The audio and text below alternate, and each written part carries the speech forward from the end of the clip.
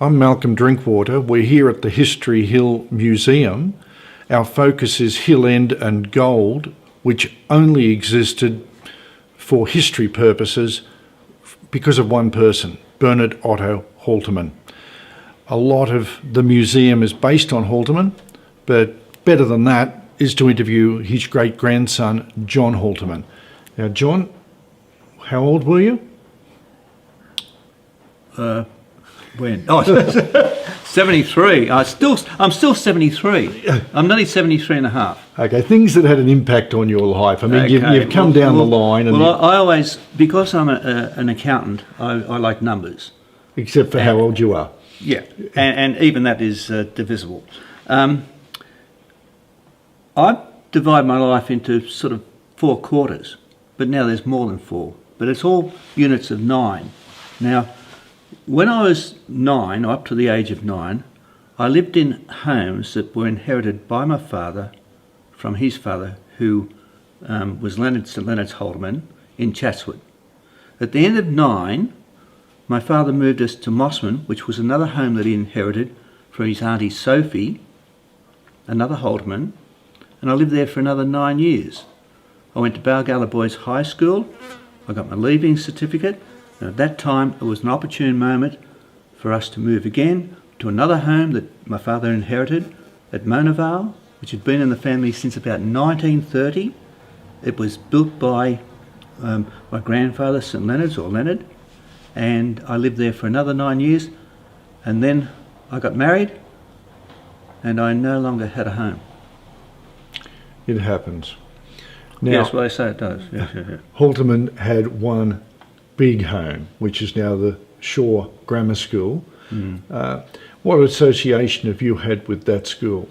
I actually was there to open to launch a book by a friend of mine, Gunter Schul, which I think he called Holtermann's Gold, and I was honoured in a sense to promote the book, but also to speak about Holtermann, because that's where he took the panorama of Sydney Harbour with Bayliss, and that was something that was monumental, because it was such a gigantic project. But fancy buying a home like that just to take a photograph. He was a visionary. He had a short life. He had, as you mentioned, Auntie Sophie, which was really Grand Auntie Sophie, his eldest daughter. Yep. Every one of them went off into a different branch, but your family, your particular straight line, seemed to be the one that inherited the most personal belongings of Holtermann. Correct. Now, knowing your family the way you do and the way they all treasure these bits and pieces, what do you see happening to them down the track? Well, I think we are a close-knit family. We've never had any squabbles or rifts in our family, and I think we've been well brought up, and I think the tradition goes down the line that we had a good model in our great-grandfather. We were taught respect, we were taught to achieve, we were taught to even own things, but I think where we go from here, I would hate to see things dispersed. And one of my reasons for coming here today, which is virtually an anniversary of the time when the nugget was discovered so many years ago, is to make sure that history unfolds and that some of the truth is told that can be more directed at the type of man Holtermann was.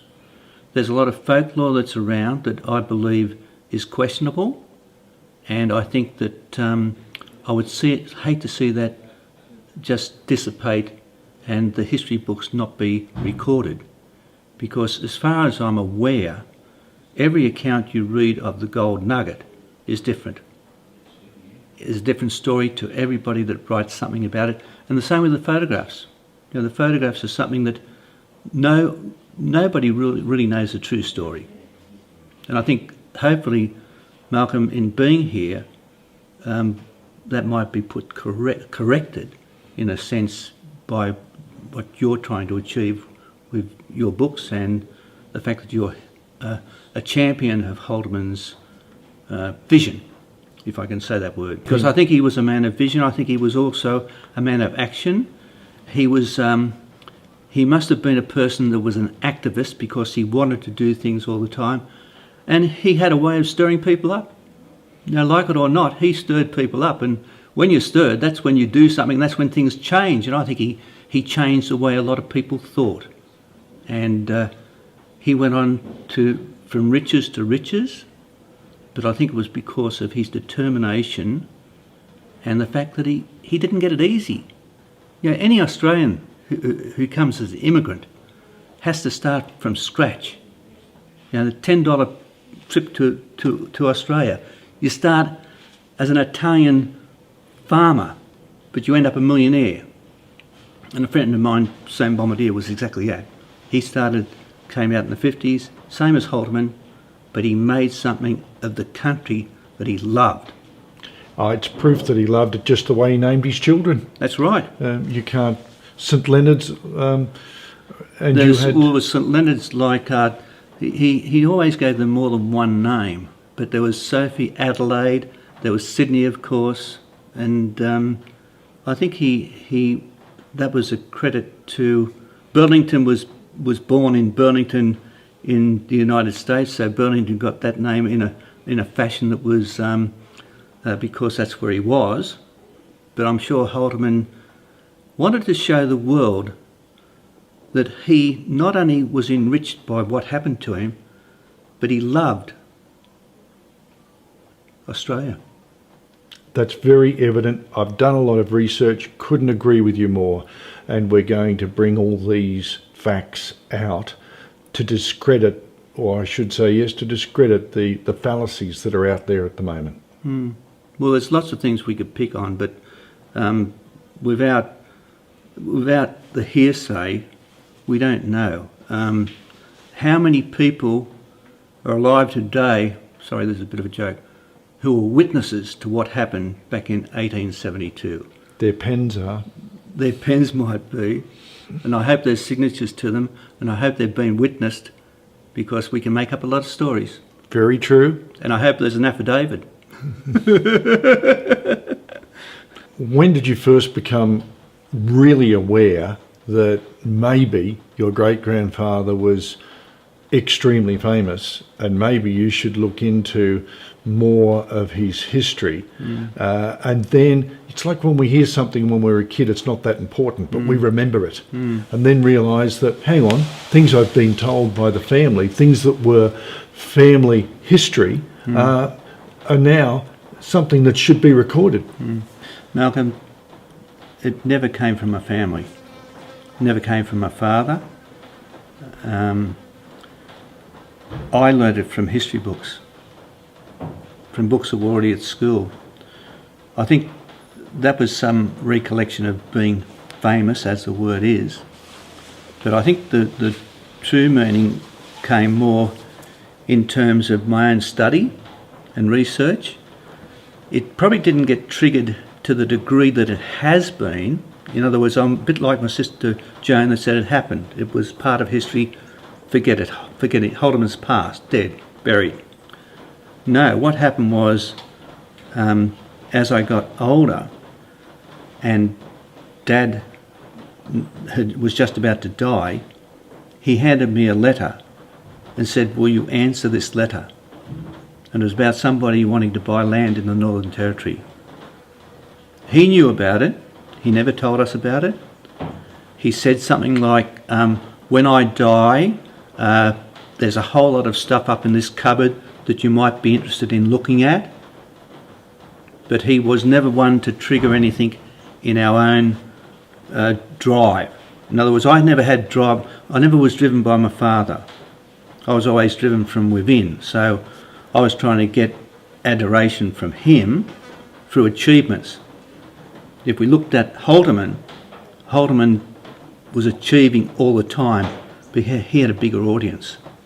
But that's when I started to understand that there was something more. And as I had to learn more about Holtermann, I learned more about his family, I learned more about what he did, and other people would come to me and show interest. So I was more or less stirred by the effect of other people talking to me about him, and then I got to know him. A bit like reading our Bible, the same principle. You've got to be able to read it. So as I read more and more and more, I got these conflicting ideas. And people were saying this, and then another person was saying this, and I started to... And when I first read that Hodge book, I was on a holiday, and I'd been up to Hill End, and I bought it. It was 1980 or something, and I was so keen to read this book. And it was all about... the partner. Byers. Byers was the golden-haired boy. Holtermann was the bad boy. And I didn't finish the book. I got to the page where he started to condemn Holtermann as a go-getter, as somebody who was a conniver, a person who was a cheat, and I put the book down. I never read it again. And I thought, he must have been there. He must have been there and known this man, because how many men do we really know, hardcore, even people that are married, don't know their spouses? How could this man know Holtermann was all that? He knew the character of the man without even meeting him, from hearsay. And that's when I started to get really interested. I got more annoyance than anything, because what I was reading was so negative about him. You know, sure, he achieved a lot, and he had a lot of personal goals that he had to... You know, he went from one to another. He discovered the gold. He worked there for 12 years or so before the gold was discovered. But the gold meant nothing to him. He got the gold, then he got into his photography, which he was always interested in. Then he got into medicine, that he's also always interested in. But then he went looking for more gold in Darwin, a year after he discovered the gold here. And then he went off overseas displaying the photographs at 2 trade fairs or world exhibitions in Paris and Philadelphia in America. So he kept on going, and then in the end, when he put all these things aside and stored them up for posterity, that's when he started to think, oh, I'll go into Parliament. And basically that was the end of his life. In Parliament for 2 or 3 years, and he died. Probably with more goals, a business running, things that he wanted to do. But I think he was always a man that was on the go. And I don't think he was pushed by anybody. I think he had a big motor in his own heart that drove him to these things. Yeah, and it's, I'd have to say, was it love of self, love of country, love of wife, or love of life? I think it would have been love of life. No matter what he did for himself, he did for everybody else.